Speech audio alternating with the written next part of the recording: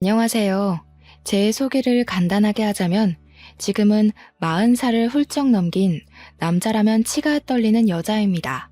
30대 후반, 젊다면 젊은 나이, 먹을 만큼 먹었다면 먹은 나이에 이혼을 하게 된 한의사이기도 하고요. 제가 살아온 인생을 아주 짧게나마 털어놓고 싶어서 이 채널을 찾게 되었습니다. 여기엔 저처럼 파란만장한 결혼 생활 혹은 결혼 준비를 하셨던 분들이 많더라고요. 공감이 되기도 하고 제 이야기도 만만치 않은 터라 이렇게 찾아와 익명의 힘을 빌려 썰을 풀어봅니다. 다시 생각해도 황당하고 어이없고 화딱지가 치미는 이야기지만 속 시원하게 한번 털어보겠습니다. 제 이야기는 실패한 첫 결혼부터 시작해보겠습니다. 전 남편은 정형외과 의사였고 주변 지인의 소개팅으로 만나게 되었습니다. 이러나 저러나 의사들끼리의 만남이라고 주변에서도 부러워했고 양가에서도 저희를 축복해 주셨어요. 결혼할 때까지만 해도 서로의 직업을 존중하고 서로를 배려하며 잘 화합하고 지냈다고 생각했습니다. 그런데 결혼한 지 얼마 되지 않고서부터 전 남편은 저의 직업을 무시하기 시작했습니다. 한의학은 다 개뻥이라면서 침으로 어떻게 아픈 데가 나을 수 있냐, 정형외과적 시술이 필요하다는 등 저를 무시하기 일쑤였어요. 한의사가 바빠봐야 탕약은 다려주는 사람이 따로 있고 침술이나 몇 번 놔주면 끝인데 왜 밥을 차릴 시간이 없냐면서 저에게 짜증을 냈습니다. 아니, 저도 의학을 공부한 의사입니다. 그런데 양약을 다루지 않는다고 해서 저를 그렇게 무시할 필요가 있었을까요? 나중에는 저에게 한의원을 그만두고 집에서 본인 일을 내조하라고 하더군요. 개인 병원을 개원하고 싶은데 마땅한 자리가 없다며 장사가 잘 되고 있는 제 한의원 자리를 빼달라는 것이었습니다. 저도 나름 남편만큼이나 돈을 벌고 있었고 제 일에 자부심이 있었기 때문에 전 남편에게 절대로 그 요구를 들어줄 수 없다고 못 박았습니다. 게다가 그 자리가 부모님 아시는 분의 건물 자리였기 때문에 제가 한의원을 빼고 남편의 병원이 들어오면 부모님께서 면이 살지 않을 수도 있었고요. 제가 계속 버팅기니까 시댁에서도 저를 괴롭히기 시작한 거였죠. 예전에는 한의사 며느리라고 예뻐 죽겠다면서 용돈도 쥐어주시던 전 시모는 저에게 김장을 하러 오라고 강짜를 놓지를 않나, 시부는 여자가 바깥일 해봐야 남편 기죽이는 일이라면서 당장 그만두라고 호통을 치곤 하셨습니다. 저는 제가 그 수모를 견뎌가며 전 남편과의 결혼 생활을 유지해야 할 필요를 느끼지 못했어요. 저만 해도 혼자 월 500만 원의 수입을 가지고 오는데 혼자 살면 넉넉하게 쓰고도 남을 돈 아니겠습니까? 단지 남편과의 2세 계획 때문에 돈을 모으고 무리해서 큰 평수로 이사를 갈 생각을 하고 있었기에 허리띠를 졸라맸을 뿐이었어요. 시댁 식구들은 저에게 한의학이라고 해봐야 풀 몇 개 다려놓고 돈 받아가는 거 아니냐면서 진정한 의사는 양약 의사라고 했습니다. 그러면서도 매 계절마다 한약을 공짜로 받아가고 저에게 공진단을 내놓으라고 협박을 하셨죠. 제가 돈 좀 벌고 바쁘다는 핑계로 사실은 남편과의 결혼 생활이 한멸나서이긴 했지만 아이를 가질 생각을 하지 않으니까 더욱더 압박이 들어왔습니다. 제가 남몰래 피임약을 복용하고 있었거든요. 결혼하고 나서부터 쭉 제 일도 그렇고 남편과 얼마나 더 살 수 있을지 기약이 없었기 때문에 나름 저를 보호하고자 하는 마음에서 시작한 피임이었어요. 그런데 그걸 시모가 알게 되었고 그때부터 저는 시댁에서 대역죄인 취급을 받아야만 했습니다. 시부는 저에게 가정에 충실하지 않고 바깥일 한답시고 싸돌아다니니까 애가 생기지 않는 거라며 저를 무시하셨어요. 전 남편과의 오해의 골은 점점 깊어지고 소리를 지르며 싸우는 날이 많아졌습니다. 제가 정말 전 남편 이야기를 하자면 밑도 끝도 없이 이야기를 할 수도 있어요. 저는 결국 결혼 6년 만에 두 손 두 발을 다 놓게 되었습니다. 제가 이혼하자고 울고불고 매달렸고 전 남편은 냉큼 도장을 찍어주었습니다.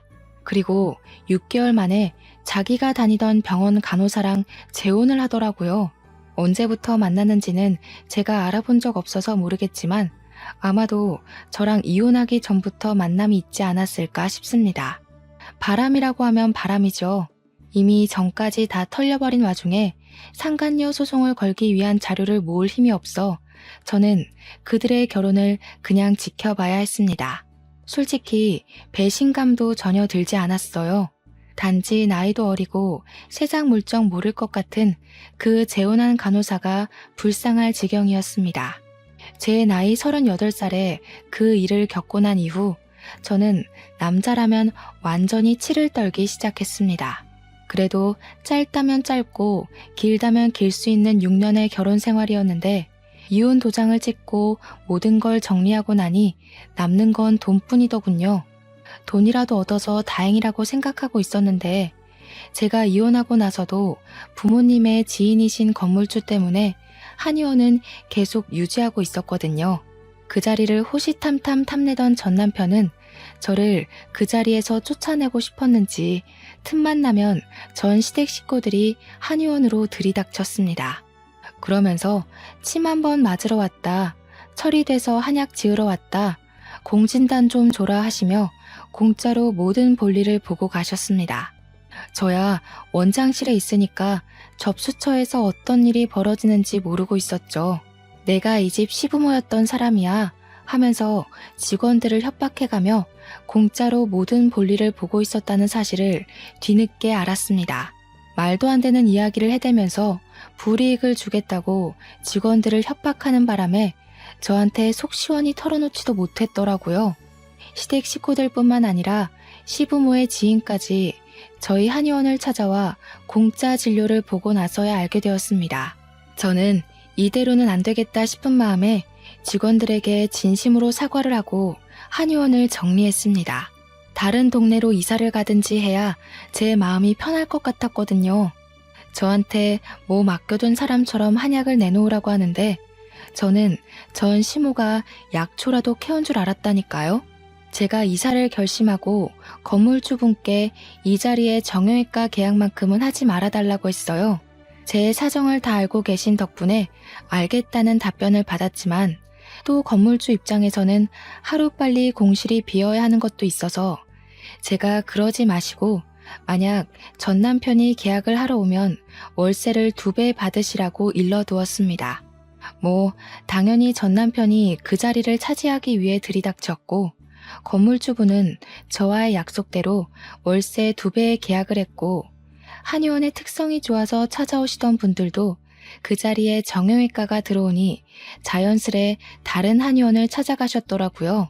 파리만 날리다가 잔뜩 월세만 밀리고 쫓겨났다고 들었습니다. 이래서 의사도 의사 나름이지 무작정 개원한다고 다 잘 되는 것도 아닌가 봐요. 속으로 얼마나 고소했는지 모르겠어요. 저는 그 이후로 신도시로 이사를 했습니다. 어차피 혼자 사는 인생인데 큰 집도 필요 없겠다 싶어서 오피스텔 하나 잡고 나름 신식 건물에 보증금 빵빵하게 채워서 한의원을 차렸습니다. 인테리어를 신식으로 싹 바꾸니까 깔끔하고 고급스러운 분위기가 나더라고요. 요즘은 시선을 사로잡는 그런 분위기가 중요하다고 인테리어 업자가 비싼 돈 주더라도 한 번에 잘해보자고 하더니 정말 그 말이 딱 맞는 게 아니겠어요? 솔직하게 말하자면 애들을 상대로 하는 진료가 정말 돈이 잘 되긴 하거든요. 죽어서도 남는 건 돈이라는 마음으로 한의원을 운영하기 시작했습니다. 처음에는 아무래도 생긴 지 얼마 안 된 한의원이다 보니 손님이 별로 없었는데 제가 침을 잘 놓는다는 소문이 맘카페에 돌았대요. 애 어른 할 거 없이 점점 줄을 서서 저에게 진료를 받기 시작하셨죠. 한약도 보통은 6개월에 한 번씩은 권장을 드리거든요. 소아 같은 경우에는 면역력 증진, 밥 잘 먹는 한약, 키 크는 한약을 내세워서 팔았더니 정말 하루 종일 탕약기가 쉬는 날이 없을 정도로 바빠졌어요. 어르신들도 제가 침 맞으시면 쑥뜸이나 부항도 공짜로 해드리고 했더니 좋다고 매일같이 오셔서 진료받고 가셨고요. 그러다 보니 환자가 어마어마하게 늘어났고 매일같이 도장을 찍는 단골분들도 생겼습니다. 제가 또 성격이 할 말 다 하는 성격이긴 하지만 일할 때는 친절한 척 착한 척하며 진료를 봐서 그런가 평이 점점 좋아지더라고요. 여자는 결혼하면 손해라는 말이 있지 않습니까? 그 말이 딱 어울리게 혼자 사니까 너무 여유롭고 좋더라고요. 항상 저녁 시간이 저에게는 전쟁이나 다름없었거든요. 이유는 역시 남편에게 차려줘야 하는 저녁 식사 때문이었죠. 일을 마치고 부랴부랴 준비해야 했기 때문에 제가 좋아하는 반찬이 아니라 반찬 가게에서 사온 반찬들로 준비해야 했어요. 빠르고 간편하게 후다닥 준비할 수 있는 반찬과 국 위주로 준비하다 보니 어느 날부터 제가 무슨 음식을 좋아했었는지를 모르겠더라고요. 그런데 혼자 살기 시작하면서 외식도 하고 혼자 먹고 싶은 요리를 해서 먹기 시작하니까 정말 천국이나 다름없는 기분이 들었습니다. 집도 오피스텔이긴 하지만 투룸에 드레스룸까지 딸려 있어서 혼자 살기 넓고 충분했어요. 우리 부모님만 전 남편이 재혼했다는 소식을 뒤늦게 접하시고는 저에게 제가 뭐가 못난 게 있어서 혼자 궁상을 떠냐고 하셨습니다. 은근히 전 남편이 재혼하고 저는 혼자 산다는 게 지는 느낌이 드셨나 봐요. 선자리를 막 들이미시더라고요. 몇 번 속아서 혹시 부모님의 애원에 선자리에 나가보긴 했는데 영 마음이 내키지 않고 불편했습니다. 여러분, 자만추라는 말 아세요? 자연스러운 만남 추구라는 요즘 애들이 쓰는 말이래요. 근데 저는 그 말이 가슴에 콕 박히더라고요. 자연스럽게 만나서 물 흐르듯이 그런 연애가 하고 싶었습니다. 물론 결혼을 하라고 하면 싫다고 도망갈 것 같았지만요. 아무튼 선자리를 4번 정도 나갔을 때 도저히 안 되겠다 싶어서 그 뒤로는 부모님이 들이미는 선자리를 피해 다녔어요. 한의원에 몰두해서 운영하고 있었던 와중에 문득 그런 생각이 드는 게 아니겠어요? 제가 너무 햇볕을 안 보고 사는 것 같은 거예요. 한의원 건물 창가에서 바깥을 내려다보는데 너무 날씨가 화창하고 좋아 보이더라고요.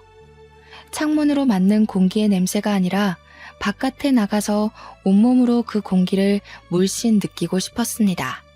하루 종일 한의원에만 있으니까 한약 냄새만 나는 것 같고 몸에서도 약초의 향기가 나는 것 같고 그래서 혼자 달리기를 하기로 했어요. 요즘은 런데이라고 해서 달리기를 체크해주는 그런 핸드폰 앱도 있더라고요. 새로 이사온 집이 신도시다 보니 공원이 잘 되어 있는 편이어서 괜찮겠다 싶은 마음에 공원으로 달리기를 하러 다녔습니다.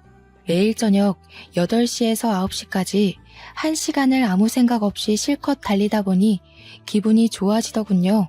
매일을 반복해서 하고 있는데 저와 같은 시간에 자전거를 타는 한 남자가 있었습니다. 어차피 공원 한 바퀴를 도는 코스라 매번 비슷한 시간에 움직이다 보니 보고 싶지 않아도 보게 되는 사람이었어요. 하루는 달리다가 제가 문득 공원 가운데 있는 호수가 달빛에 반사되는 게 아름다워서 슬쩍 멈춰 사진을 찍으려고 했습니다. 그런데 그분이 제 뒤에 바짝 붙어서 자전거를 타고 계셨었나 봐요. 제가 갑자기 멈추니까 브레이크를 급하게 잡으셨는데 부딪힐 것 같았는지 핸들을 옆으로 확 틀어버리시다가 넘어지신 거예요.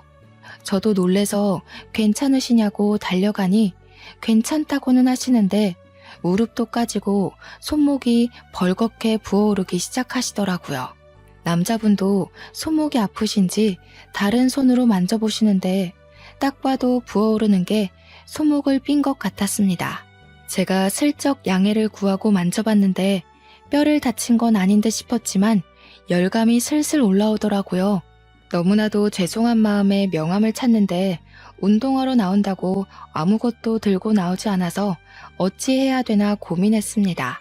그래서 제가 저희 한의원 위치를 대충 설명을 해드리고 거기 운영하는 한의사다 손목을 치료받으러 오셨으면 좋겠다고 했습니다. 그러면서 처음으로 눈을 마주치게 되었는데 세상에 생긴 게 완전 조각 미남인 거예요. 얼굴이 달빛에 은은하게 반사가 되어서 반쪽은 딱 그림자가 지는데 콧날이 얼마나 오똑한지 저도 모르게 멍하게 얼굴만 보게 되더라고요. 거기다가 자전거를 오래 타셔서 그런가 몸에 지방 덩어리가 하나도 없는 게 몸매도 탄탄하고 허벅지는 정말 축구선수 저리 가라더군요. 저한테 멋쩍게 웃으시면서 아, 한의사님이셨구나 하시며 오늘은 가봐야겠다고 다음에 한의원에 한번 들리겠다고 하셨습니다. 무릎만 까진 줄 알았더니 팔꿈치에서도 피가 줄줄 흐르길래 제가 잠시만 기다려주세요 하고 편의점에 가서 간이 구급상자를 사왔어요. 팔 소독도 해드리고 무릎에도 약 발라드리고 밴드까지 꼼꼼하게 붙여서 죄송하다고 다시 한번 사과를 드렸습니다. 괜찮다고는 하시는데 제가 사진 찍겠다고 주책만 안 떨었어도 이런 일은 없었잖아요. 꼭 한의원에 들러주셨으면 좋겠다고 고개 숙여 인사하고는 집으로 돌아왔습니다. 그런데 그날 밤부터 출근해서까지도 내내 신경이 쓰이는 거예요. 그 잘생긴 얼굴과 탄탄한 몸까지 하나하나 너무 제 스타일이었어요. 이게 바로 자연스러운 만남 추구인가 싶기도 했고요. 근데 제 나이가 벌써 42인 상태였는데 기분은 저보다 연배가 조금 있어 보였거든요. 그 나이가 되도록 혼자일 리가 없잖아요. 애가 있어도 셋은 있겠다 싶었죠. 그래서 마음 한편으로는 괜히 김칫국 마셨다가 다시 뱉어내고 마셨다가 뱉어내고 하고 있었습니다. 마음을 비우고 내원하신 환자분들 진료를 보는데 그분이 딱 진료실로 들어오는 게 아니겠어요? 어색하게 침을 좀 맞을 수 있을까요? 하시면서 들어오는데 이게 무슨 일인가 싶었습니다. 물론 제가 꼭 와달라고 했지만 진짜 오실 줄은 몰랐거든요. 당장 해드리겠다고 하고 온열찜질에 쑥뜸에 해드릴 수 있는 처치는 다 해드렸어요.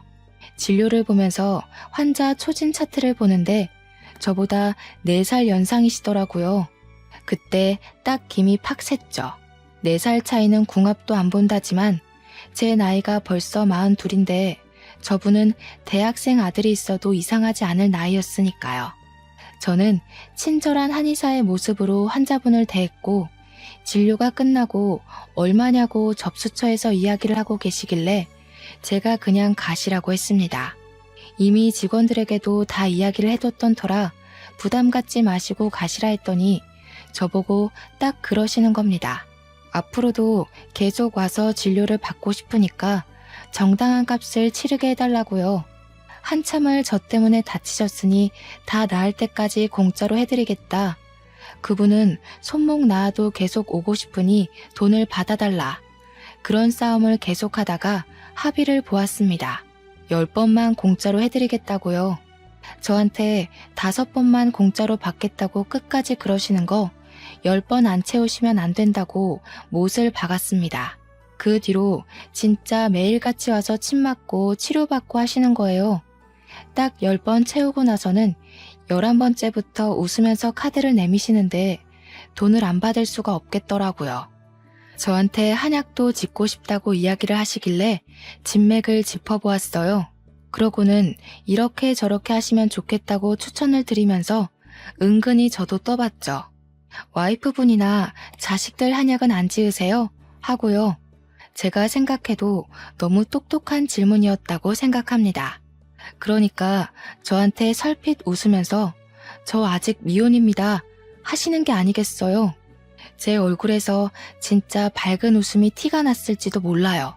속으로 유레카를 외쳤거든요. 그 뒤로 제가 진짜 홀라당 넘어가서 머릿속에 이 남자는 미혼이다 미혼이다 이 생각밖에 없었어요.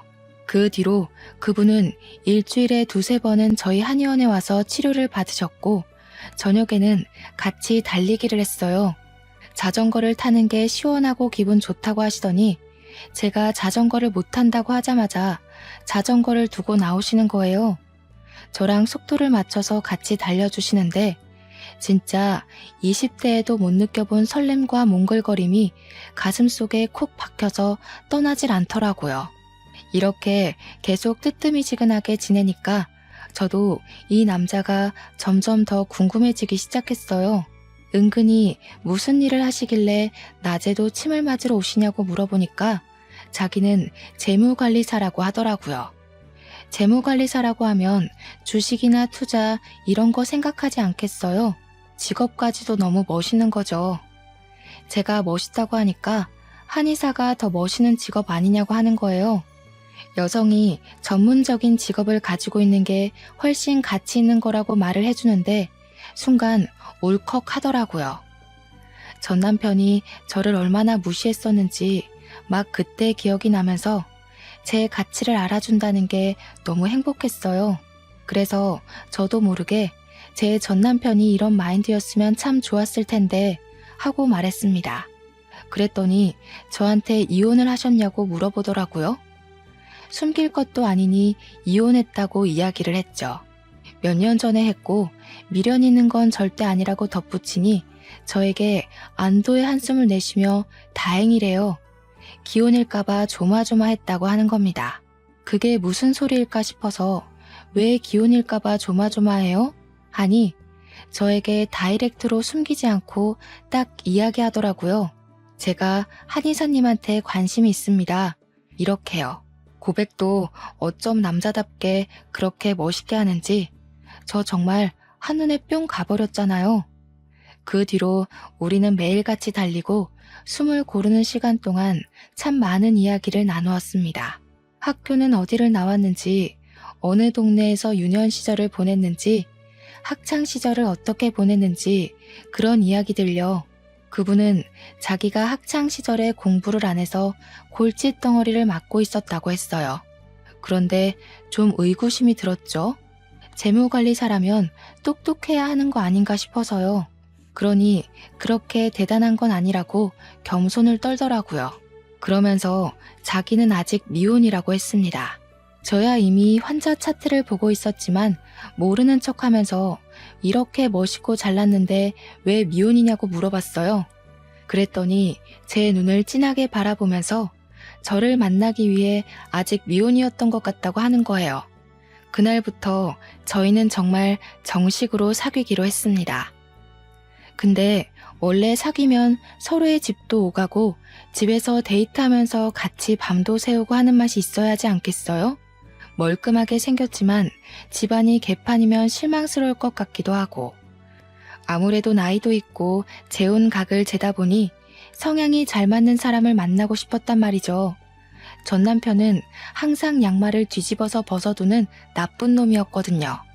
그래서 이번에는 미리미리 파악해서 그런 성향까지 잘 맞는 사람을 만나고 싶었습니다. 사귀기 시작한 지 얼마 안 돼서는 부담스러워서 집에 초대를 안 했나 싶었는데 시간이 지나도 집에 저를 초대하질 않더라고요. 그래서 제가 대놓고 이야기를 했습니다.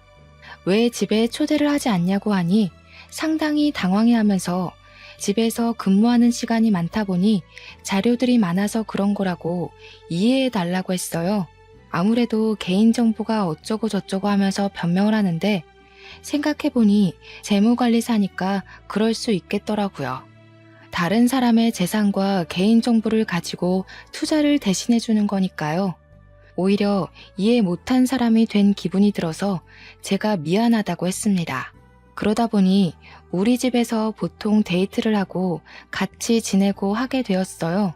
그런데 약간 이상한 게 보통 집에서 데이트를 하고 하룻밤 자고 가라고 한 5번 이야기를 하면 그중에 한 번 정도만 자고 가는 거예요.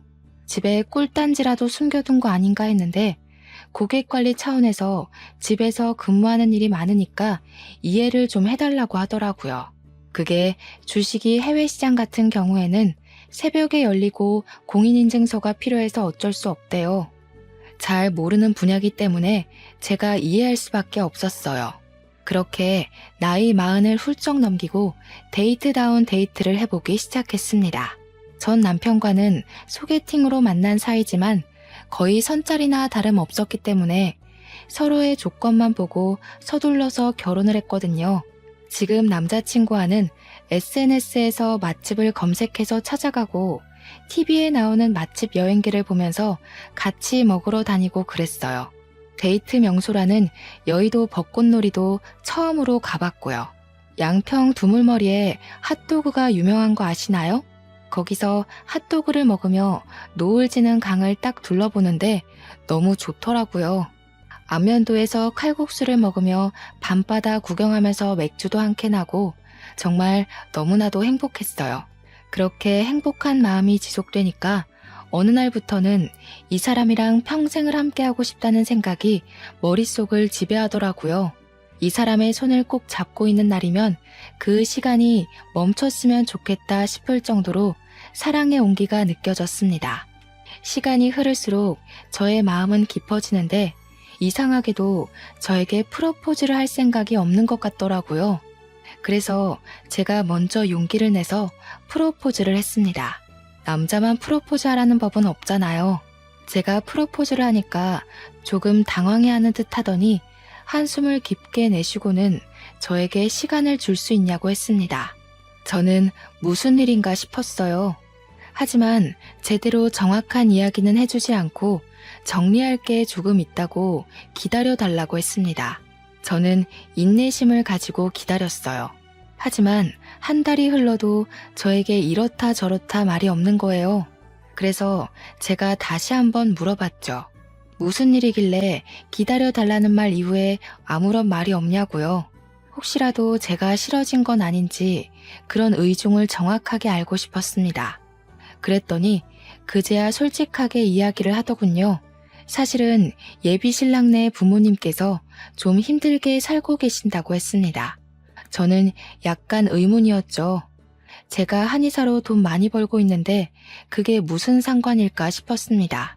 그래서 매달 얼마씩 드려야 하냐고 물어보니 매달 80만 원씩 드리고 있대요. 그거야 뭐 둘이 벌어서 충분히 드릴 수 있는 금액 아닌가 싶었고 또 예비 신랑 직업이 재무관리사인데 월 80만 원이 부담되어서 저와의 결혼을 미뤘다는 게 이해하기 어렵긴 했어요. 그래서 저는 그런 문제는 별거 아니다.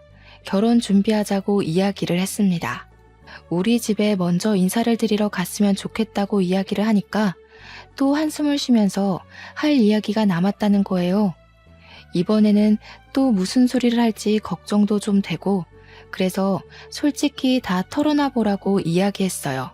숨기려고 숨긴 건 아니었다고 하면서 머뭇대는데 자기가 사실은 허울 좋은 재무관리사지 사실은 보험팔이나 다름없다는 겁니다. 저 완전 머리가 띵해지는 거예요. 물론 보험 설계사를 비하하는 건 아니지만 재무관리사랑 보험 설계사는 완전히 다른 직종이잖아요. 그래서 제가 그거는 작정하고 속인 게 아니냐고 했더니 요즘은 보험팔이도 뭐 재테크의 일종이라고 하면서 재무관리사라고 이야기를 한다는 겁니다. 말도 안 되는 궤변이라는 생각이 들면서도 이 사람이 나에게 잘 보이고 싶어서 이런 거짓말을 했구나 하는 생각이 들었어요. 한마디로 콩깍지가 제대로 쓰여서 눈 가리고 아웅한 셈이죠. 보험을 파느라 돈을 많이 못 벌어서 매달 부모님께 드리는 80만 원이 부담이 될 수도 있었구나 싶었습니다. 근데 제가 사는 집만 해도 둘이 살기 어렵지 않기도 하고 그래서 예비 신랑의 집을 정리하고 시댁 살림에 보태라고 하면 되지 않을까 싶었어요. 예비 신랑에게도 제 생각을 이야기하니 쉽지 않은 일이라며 조금 더 고민을 해보겠다고 했습니다. 그래서 저희 집은 일단 넘어가고 시댁부터 인사를 드리러 가기로 했단 말이에요. 여기가 부모님 사는 집이라고 저를 데리고 들어갔는데 진짜 이곳에서 사람이 살 수 있나 싶었습니다. 키키한 냄새는 물론이고 곰팡이가 가득 피어있는 벽지를 보는 순간 여기서 밥이 넘어가겠나 싶었습니다. 외관도 정말 낡은 빌라이긴 했지만 집 안이 더 문제였어요. 정말 바퀴벌레가 득식을 할 것 같은 느낌 아시나요? 그런데 예비 시부모님의 눈빛 또한 저를 보는데 약간 불편해하시는 느낌이 들었습니다. 그래도 아들이랑 결혼하겠다고 찾아온 여자인데 저에게 끝까지 존대를 하시면서 불편해한다는 느낌을 팍팍 주셨어요. 제가 편하게 해달라고 부탁을 드렸는데도 아니에요 아가씨 하면서 예비 며느리라는 칭호도 붙이지 않으시더라고요.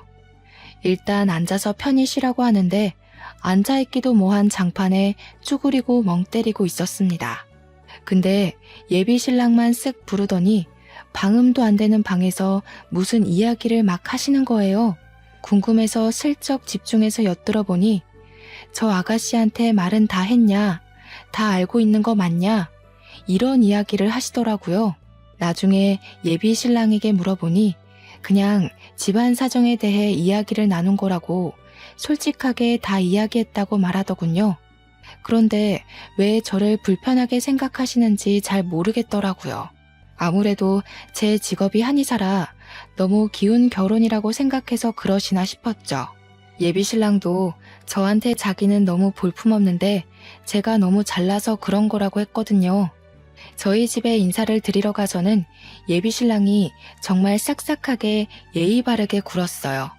저희 부모님이 원래 제 재혼을 엄청 기다려왔다고 했었잖아요. 저에게 선짜리도 막 들이미시고요. 그런데 부모님이 보시기에도 예비 신랑이 저에 비해 너무 볼품없다고 생각하셨는지 별로 탐탁치 않아 하셨어요. 저한테 뭐가 부족해서 저렇게 별 볼 일 없는 남자를 만나냐고 해서 한참을 싸우다가 저도 곰곰이 생각을 해봤죠. 우리 부모님까지 그러니까 슬슬 저도 제가 보는 눈이 영 바닥인가 하는 생각이 들었거든요. 일단 양가 부모님을 각자 만나고 소개도 했으니 상견례를 하자고 이야기를 했습니다. 근데 예비 신랑이 자꾸 날짜를 미루는 게 아니겠어요? 아직 예비 시부모님이 마음의 준비가 안 됐다고 하면서 차일피일 기약 없이 미루는 거예요. 인사까지 다 드린 마당에 준비가 안 됐다는 게 무슨 소리냐고 저도 점점 예비 신랑과 다투는 날이 많아졌어요. 그러니 예비 신랑도 자기를 믿고 조금만 기다려 달라면서 제가 너무 부담스럽다고 하셨다는 겁니다. 그런데 그때까지도 웃긴 사실이 뭔지 아세요? 정작 저는 예비 신랑이 혼자 살고 있는 집에 가본 적이 없었다는 겁니다. 저도 속으로 완전히 결단을 내렸습니다. 더는 미뤄서는 안 될 일이라고 생각을 했고 서로의 생활 습관을 정확하게 알아야 한다고 생각했죠. 전 남편과의 한 번 실패가 있었기 때문에 2번 실패하고 싶지 않았어요. 자꾸 저한테 숨기려고만 하니까 도대체 집안 꼬락서니가 어떻길래 방문을 못하게 하나 싶었고요. 그래서 안 된다는 걸 알지만 제 환자 진료 차트에 나와 있는 집 주소를 확인했습니다. 불시에 방문했는데 설마 집 앞에서 내쫓진 않겠지 싶어서 말이죠. 그게 제 인생의 가장 중요한 전환점이 될 거라고는 그때까지 생각도 못했네요. 정보에 써져 있는 집으로 찾아가서 다짜고짜 벨을 눌렀습니다. 평소에 예비 신랑이 보험을 계약할 일이 없으면 집에 있다는 걸 미리 듣고 알고 있었기에 용기를 낸 거죠. 불시에 딱 찾아가서 벨을 눌렀는데 누구세요? 하면서 현관문을 열고 나오는 사람이 젊은 남자인 거예요. 저는 너무나도 당황했죠. 설마 진료 차트에 있는 주소까지 속인 건가 싶었거든요. 도대체 어떤 삶을 살기에 처음부터 끝까지 거짓으로 저를 대할 수 있는 건가 순간 만감이 교차했어요. 혹시 나를 사랑한다고 했던 그 모든 것이 거짓이었나? 하는 생각도 들고요. 끽해봐야 대학생 정도로 보이는 남자한테 저는 살짝 떨리는 목소리를 가다듬고 물어봤어요. 여기가 김진성 씨 집 아닌가요? 하고 물어보니 저한테 맞는데 누구세요? 이러는 거예요. 맞는다고 하니까 더 혼란스러운 거 있죠. 그래서 김진성 씨는요? 하고 예비 신랑을 찾았습니다. 조카랑 살고 있는 건가 싶어서 이야기를 들어봐야겠다 생각했어요. 그런데 갑자기 그 대학생 정도로 보이는 남자애가 아빠 손님 왔는데 이리 와봐 하는 게 아니겠어요. 저는 정말 입을 떡 벌리고 아무 말도 할 수가 없었습니다. 순간 머리에 진짜 망치를 맞은 듯한 기분이었습니다. 대학생으로 보이는 아들이 존재한다니. 저한테 분명히 미혼이라고 했고 그동안 아들의 존재나 결혼을 했었다는 이야기를 한 적이 없었거든요. 이게 다 무슨 일인가 싶어서 멍하니 집을 바라보는데 사각 팬티 바람으로 누군데? 하고 나오는 남자가 제 예비 신랑인 거예요. 눈을 여러 번 비비고 봐도 제 예비 신랑이었습니다. 저도 놀라고 예비 신랑도 놀라고 아빠라고 부른 남자애는 뭐야? 하고 보고 있고 예비 신랑이 야, 문 닫아 하고 소리를 치는데 제가 발로 문을 턱 막았습니다. 그러자 문을 닫으려던 예비 신랑의 아들이 놀래서 저를 쳐다보더라고요. 저는 문을 못 닫게 막고는 그 앞에서 배신감에 가득 찬 얼굴로 버티고 서 있었어요. 그러니까 글쎄 웬 여자가 집에서 슬쩍 나오더니 누구세요? 이러는 거 아니겠어요? 그 꼴을 보고 저는 확신이 들었죠. 부인이구나 싶었습니다. 남자애는 모르겠다고 아빠 손님인 것 같은데 그러고 있고요. 저는 성격이 할 말 다 하는 성격이라고 했잖아요. 그 꼴을 보는 순간 결혼이고 나발이고 아무 생각도 들지 않았어요. 그냥 그 집 안으로 쑥 들어가 버렸습니다. 웬 여자가 갑자기 집으로 들어오니 사정을 알고 있는 예비 신랑만 혼비백산이 되고 와이프로 보이는 여자와 아들인 남자는 저를 미친년 보듯 보더군요. 그날을 다시 생각해도 너무 어이가 없고 황당하고 진짜 열이 받네요. 아무튼 다짜고짜 들어가서 이야기들 좀 하시죠 하니까 다들 어리둥절해 하는데 예비 신랑, 아니 그 미친놈만 벌벌 떨더라고요. 그래서 제가 거기서 당당하게 말했습니다. 제가 저 남자랑 결혼을 약속한 사이거든요. 물론 와이프가 있다는 이야기도 다 큰 아들이 있다는 이야기도 못 들었습니다. 혹시 저랑 결혼하기로 했다는 이야기를 들은 적 있나요? 그러니까 아들도 와이프도 전부 기겁을 하면서 미친 거 아니야? 누가 미친 거야? 전현이 미친 거야? 네가 미친 거야? 난리가 나더라고요. 머리가 지끈거리면서 아파지는데 저도 이대로 당하고만 있을 수 없잖아요. 확실하게 끝을 내더라도 저를 속인 저놈이 벌은 받고 끝나야 하지 않겠어요? 저도 몰랐어요. 저한테는 미혼이라고 했거든요. 저랑 여행도 잘 다니고 저희 집에서 자주 밤을 새웠기 때문에 꿈에도 생각 못했습니다. 거기다가 제가 저 미친 인간네 부모님까지 만나 뵙고 인사를 드렸거든요. 거기서도 저에게 유부남이라는 이야기는 하지 않았습니다. 제가 정확하게 이야기를 하니까 와이프라는 사람은 분노에 벌벌 떨고 아들이라는 사람은 경멸의 눈초리로 저와 예비 신랑을 쳐다보더군요. 저도 진짜 그 자리에서 정신력으로 버텼지 아니었으면 기절을 했을지도 모르겠네요. 그제야 이야기를 와이프가 풀어두는데 알고 보니 혼인신고는 하지 않은 사실혼 관계라고 하더군요. 저도 어이가 없어서 사실혼에 애까지 두고 사냐고 그게 뭐냐고 물어보니까 여자가 자기네 나라에서는 그렇게 산다는 게 아니겠어요? 자세히 보니까 조금 이국적으로 생긴 것 같길래 어디 나라에서 왔냐고 물으니 프랑스 혼혈이라고 하더군요. 프랑스에서는 혼인신고 같은 거 안 하고 사실혼을 다 인정한대요. 알고 보니 예비 신랑이 프랑스에 배낭여행을 갔을 때 첫눈에 반한 여자를 보쌈하듯 데리고 온 거라고 했어요. 두 번째 만남에 뱃속에 이미 새 생명을 잉태해버려서 한국으로 데리고 온 거라고 하더군요. 아무래도 친정이 프랑스라서 아들이랑 같이 왔다 갔다 하는 사이에 바람을 피운 것 같다고 했습니다. 시부모도 자기가 프랑스 혼혈이라서 싫어했다면서 자기가 다다음 주에 프랑스로 잠시 또 떠나 있는데 그동안 일을 진행하려고 한 것 같대요. 저한테 측은한 얼굴을 하며 똥 밟으셨네요 하는데 이 여자도 평범한 여자는 아니구나 싶었습니다. 아들은 예비 신랑 보면서 미친 거 아니냐고 화를 씩씩 내지 와이프는 저보고 똥 밟은 거라고 하지. 가운데서 머리가 터지는 줄 알았습니다. 그래서 제가 화를 참지 못하고 큰 소리를 내면서 말했죠. 야, 너도 뚫린 입이 있으면 말을 해봐. 이게 다 어떤 상황인지. 도대체 나랑 뭘 어쩌려고 그런 건지 말을 해보라고. 그러니까 그제야 세 명의 눈초리를 견디지 못하고 우물쭈물 입을 열더군요.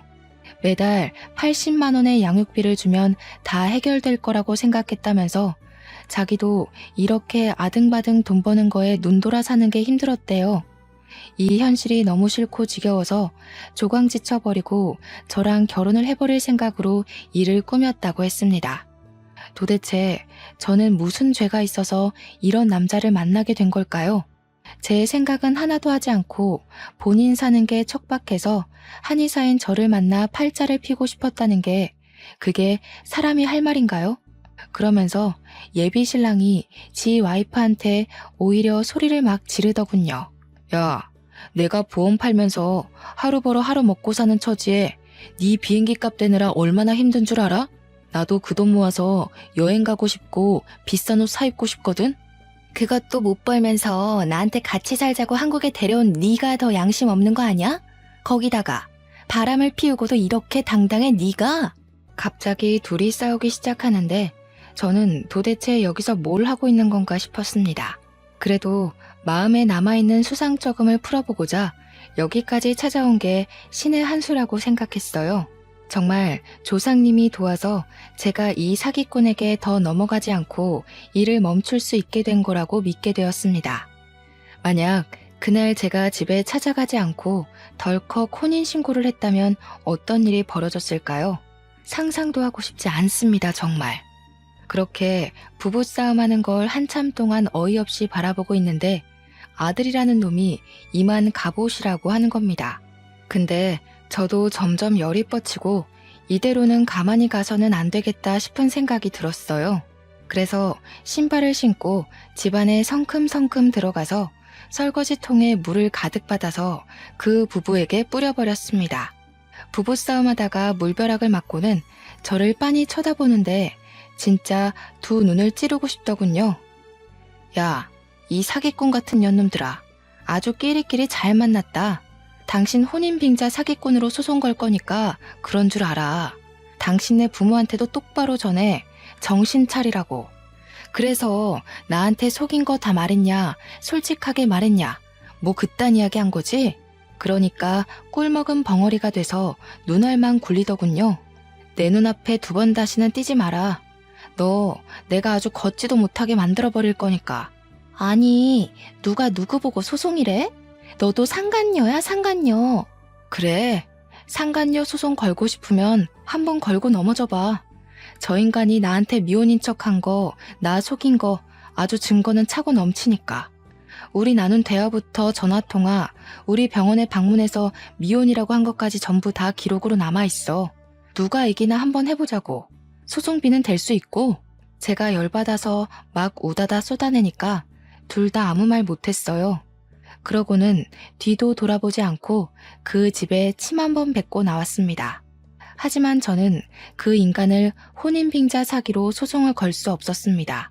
제가 금전적으로 피해를 본 사실이 없기 때문에 사기죄가 성립되지 않는다는 경찰의 말 때문이었죠. 저는 정말 똥 밟은 셈 치고 그 인간과 마주치지 않기 위해 최선을 다했습니다. 운동도 헬스를 다니기 시작했고 공원 근처 그 인간과 갔던 곳은 쳐다도 안 봤어요. 근데 그 뒤로 한 달 반쯤 뒤에 그 인간이 저희 한의원으로 찾아온 거 아니겠어요? 마누라랑 싸우고 완전히 갈라졌다고 프랑스로 가버렸다면서 다시 한번 잘해보자고 하더군요. 제가 미친년도 아니고 그 말에 넘어가겠습니까? 절대로 싫죠. 그래서 꺼지라고 악다구니를 쓰니까 저한테 계속 잘못했대요.